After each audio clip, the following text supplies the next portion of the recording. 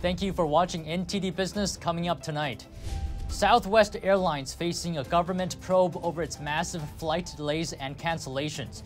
What's causing the meltdown? We ask an aviation expert. $16 billion in taxpayer money will be spent on lawmakers' pet projects in the latest spending bill. We take a closer look at where the money is going. And Japan has ambitious plans to mine critical minerals in the deep sea. It plans to mine at depths no other country has attempted ever before. That and much more coming up on NTD Business. Great to have you with us, Don Ma here. Shares of Southwest Airlines plunged 6% today. That's after the Department of Transportation said it will investigate the airline's recent, quote, unacceptable rate of cancellations and delays. It left travelers stranded at airports across the country during an intense winter storm. The DOT yesterday tweeted it's going to see whether the cancellations were controllable and if Southwest is complying with its customer service plan. The airline blamed its flight problems on the weather, saying it was fully staffed for the holidays. But one aviation expert says the airline had an operational meltdown, saying other airlines had far fewer problems. We'll have more details on what possibly went wrong later in the show. Southwest told us it cut back its schedule for the next few days.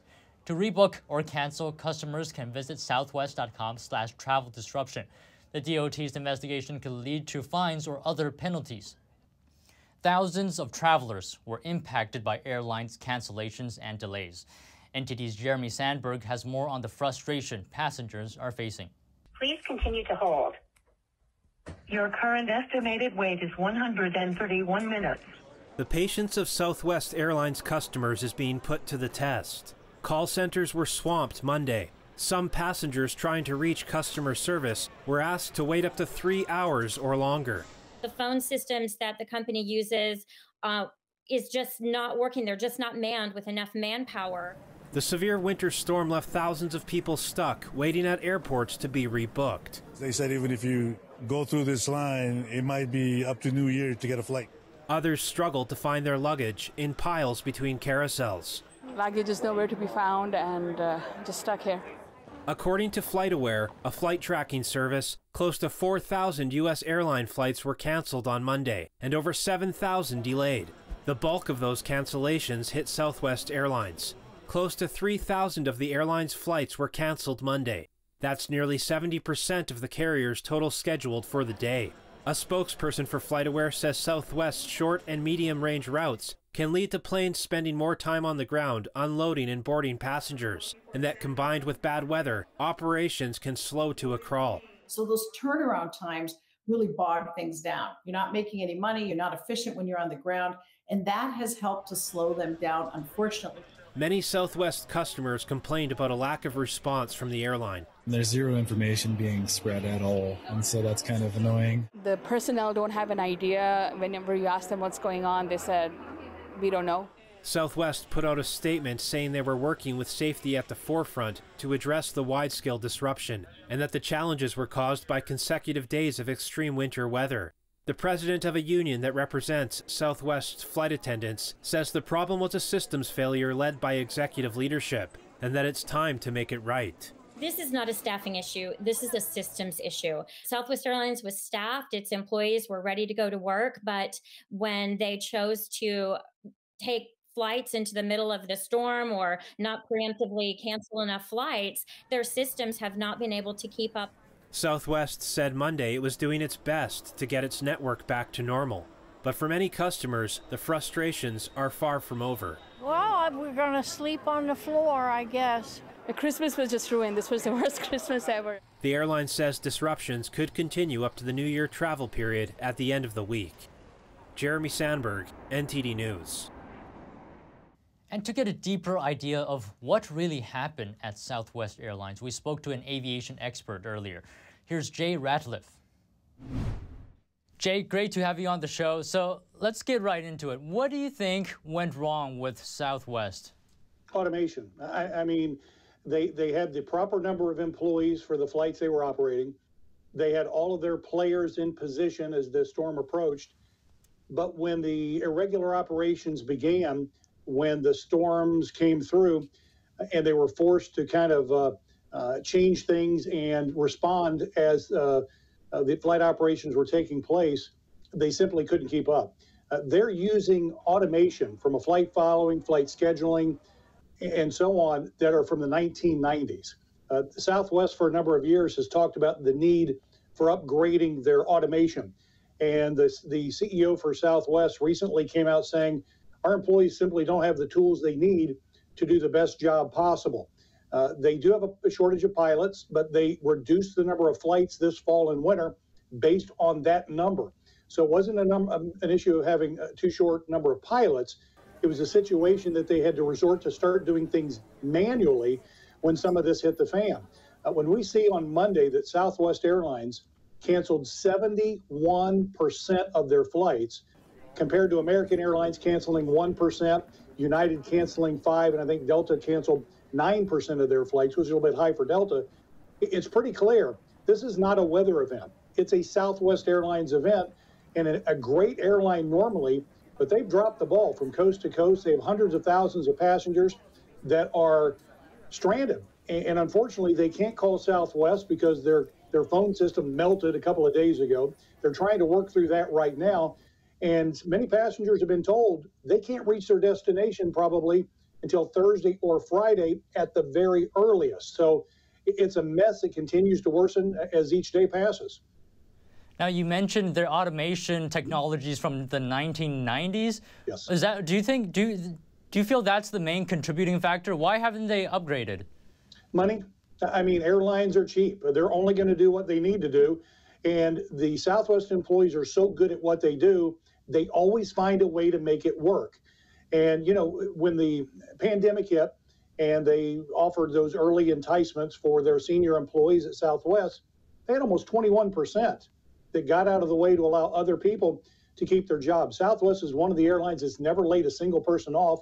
They're very proud of it because of the airline they are, but they lost a great deal of experience when those people walked out the door. Those individuals, had they been seated at the tables this last week, we would have seen less of an impact because unfortunately the people they have now, they just don't have the experience level that some of those individuals had before.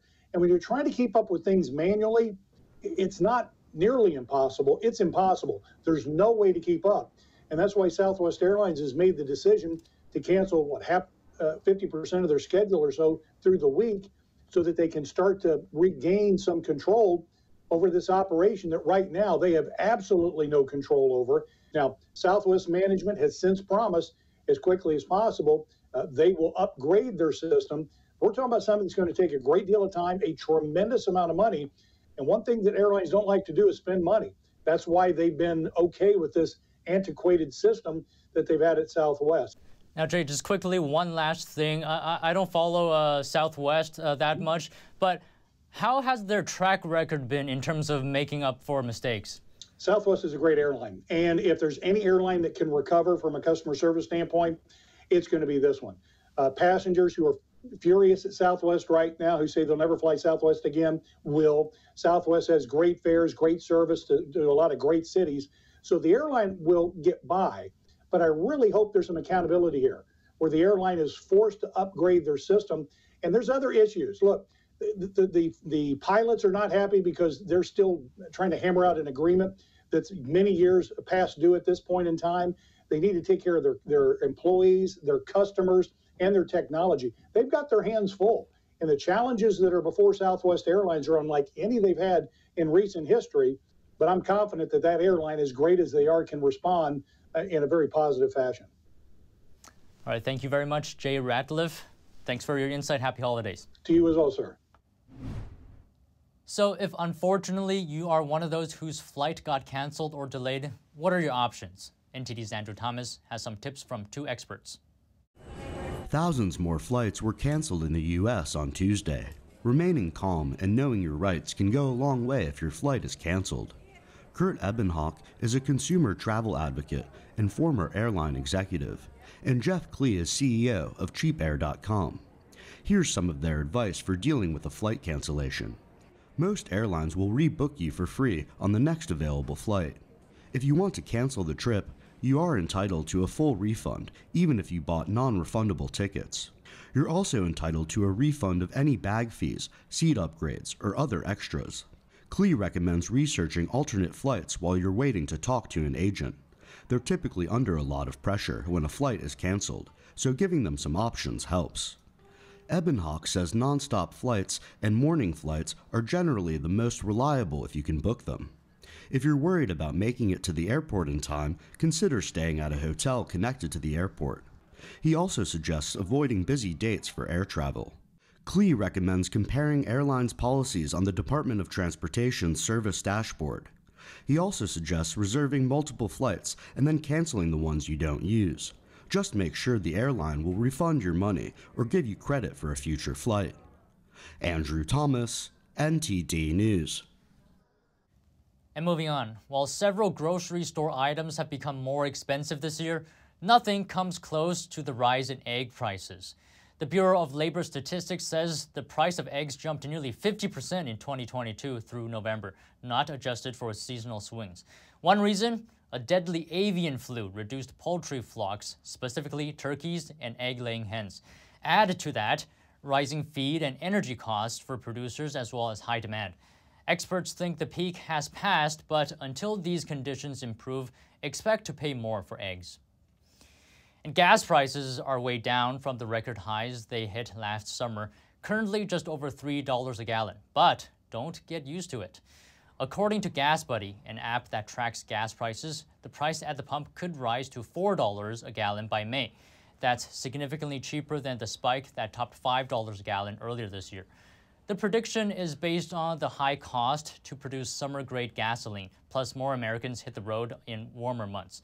However, GasBuddy admits there's a lot of uncertainty in gas prices, and accurate predictions are challenging. The housing market is cooling off. National home prices fell for the fourth straight month in October, according to the latest Case-Shiller index. Year-over-year home prices rose 9.2% in October, the first single-digit increase in 2 years. The Fed's aggressive interest rate hikes have impacted the housing market. Combined sales of new and existing homes have slumped by 35% since January. Fed officials project rates will climb further in 2023. And on Wall Street, stocks ended mixed today. The Dow rose 38 points, or 0.1%. S&P fell 16 points, or 0.4%. The Nasdaq lost 145 points, or 1.4%. The more than 4,000-page, $1.7 trillion Omnibus government spending bill includes around $16 billion in pet projects known as Earmarks. We'll take a closer look at some of those. Here's NTD's Daniel Monahan with the details. Earmarks are provisions in legislation that set aside funds for specific projects or programs. Those are typically for the benefit of a particular locality or group. This omnibus bill has over 7,000 earmarks. Senator Rand Paul criticized the largesse of the omnibus bill on C-SPAN. The American people don't want this. They're sick and tired of it. They're paying for it through the nose with inflation. Supporters see earmarks as a way for lawmakers to better serve the needs of their constituents, while detractors often criticize them as corrupt and wasteful pork. The process stinks.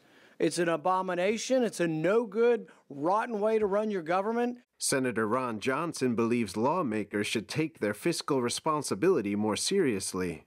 We literally are the board of directors of the largest financial entity in the world.